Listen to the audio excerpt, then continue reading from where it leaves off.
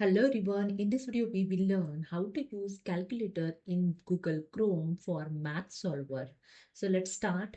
Open your Google Chrome browser and here you can see in search bar, just enter the calculator. So I just enter here calculator and press the enter key and here you can see the bigger calculator is open. You can use here calculator easily.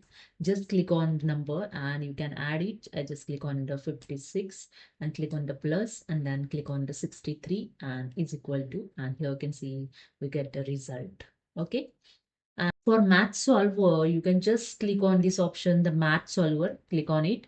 And here you can see your calculator is open to solving the maths.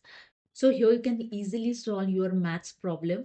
So here I just enter the 4 and click on the less than is equal to sign and click on the 9 and click on the enter. And here you can see how to solve your problem. Check the inequality solution is true. Step 1. 4 is a less than equal to 9. Check if the inequality is true or false. It's true. The solution is true. So here you get the result of your maths also. Okay, in details. This is so helpful for student.